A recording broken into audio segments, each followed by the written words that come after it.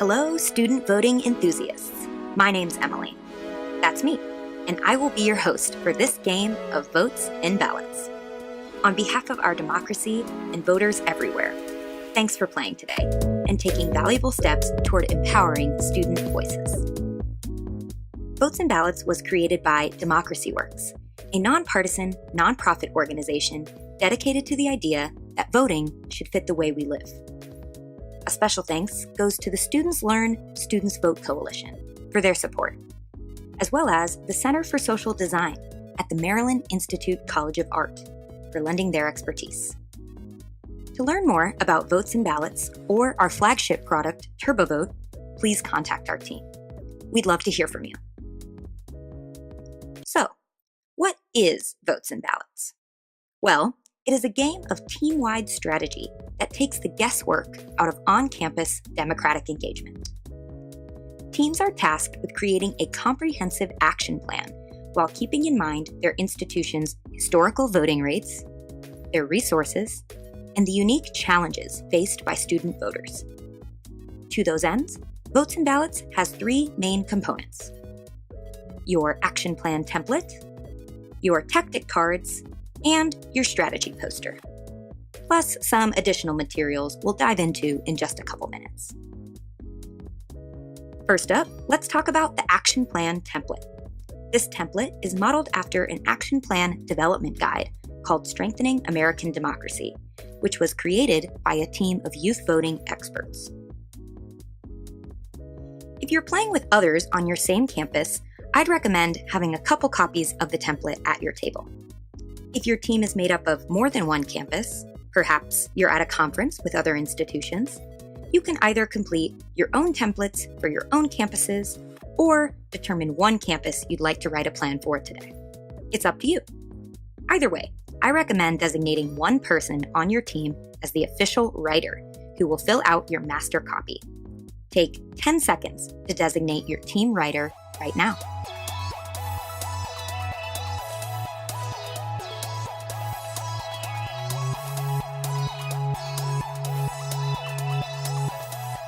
Great! So, Votes and Ballots gets underway when you and your team begin filling out each section of the template in order to assess where your campus has been and where it's going in terms of helping students vote. You'll start easy by writing your executive summary, Mad Lib style, in order to provide readers a high-level look at what your plan covers. Next, there's the leadership section. Here, you'll write down the individuals, groups, and offices whom you will work with to help you succeed. Be sure to include a variety of partner types, and don't forget to check, peep the red arrow there, that you've identified a diverse and inclusive team of voting champions. The commitment section is next.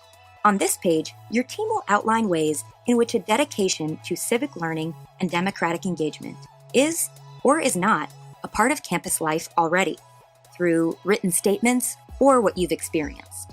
So, at this point in the game, if you haven't already, you might start pulling out your laptops or your phones and looking up things like your campus mission statement. Then comes the landscape section. Here, your team will share a variety of data to help you understand the population you're trying to engage. That includes data about your campus demographics as a whole, as well as your historical voting rates on campus, aka your institution's data from the National Study of Learning, Voting, and Engagement, or NSOLV. If you're not familiar with NSOLV, you can skip that section of the template. But to make it up to me, you've got to check out this link and review the benefits of enrolling your institution in this important study. After that, you'll arrive at the goals section, where you'll write down short-term and long-term goals to guide your work. And finally, sharing the page with goals, you'll see the reporting and evaluation section, which you'll use to outline how you will share this action plan and how you will measure your success. That's a fair amount of information to cover, so luckily you have resources to help you. First, there's pro tips. As you move through the template, Keep an eye on the screen for advice from experts representing these awesome organizations. Their advice will help you tackle the questions being asked of you. Plus, checking the screen will help ensure your team is moving through the game at a good pace. Your in-house facilitator also has an action plan coaching guide. This guide will help them help you to create the best action plan possible. All right, so we've talked action plan template, we've mentioned pro tips. Now let's talk about my favorite part of any action plan, the strategy, the planned work to help you reach your goals. Here's what the strategy page looks like. So let's break that down a bit. First, based upon your assessment in the previous pages of the template, your team will discuss and circle the options that best represent your estimated level of resources for democratic engagement work in terms of people, money, and time. Remember, this assessment is meant to be an estimation that will guide the next portion of the game. You could think of it as a time to ask questions like, which of these resources do we have a lot of, and which are we low on? Or, what's the most realistic way to craft our strategy, with a monetary budget or without, and so on. The most important part is that you set yourself up to lay out a strategy that is actionable and achievable. Next, your team will use that resource profile to choose appropriate tactic cards. You have more than 50 tactic cards to choose from, so spread them out amongst your team in an attempt to read them all. As you can see here, tactic cards include symbols that represent the level of resources required to complete the activity, on a scale of 1, people, money, or time power, to 3. Now, even if your team deemed your overall money power at 1, let's say, that does not mean you can only select tactic cards with 1 money symbol. It's just about being thoughtful with the cards you do choose, especially if they require a high level of the type of resource you're low on.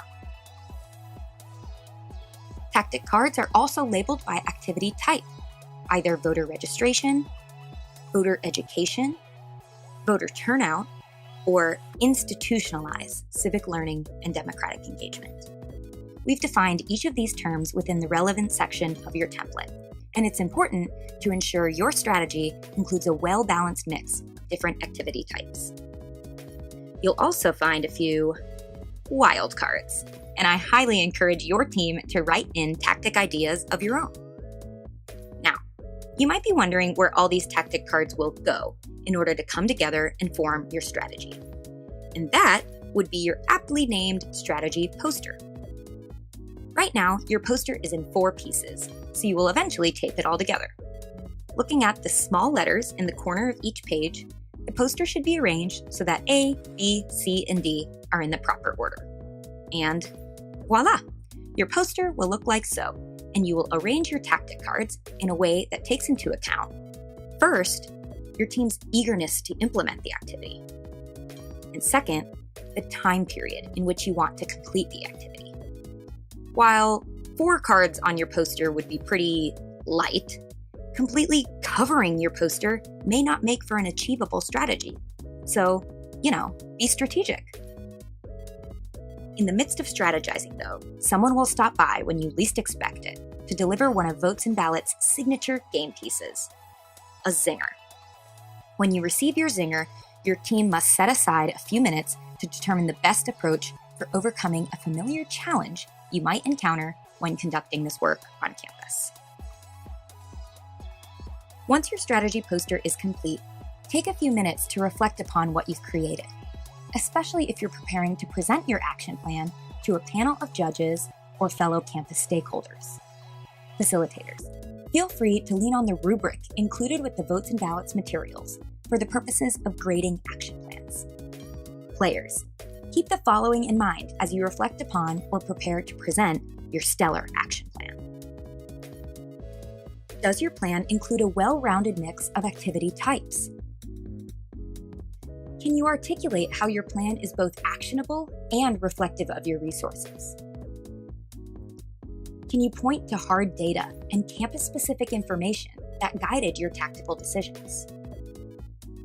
did you use wildcards? And did you outline an approach for overcoming your zinger?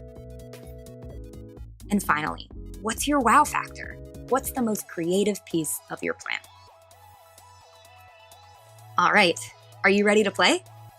Take a few minutes to get familiar with the materials at your table and ask any questions you have of your facilitator. Don't forget to keep an eye on the screen to check in on which section you should be tackling throughout the game. Thank you again for playing Votes and Ballots. Good luck and happy voting.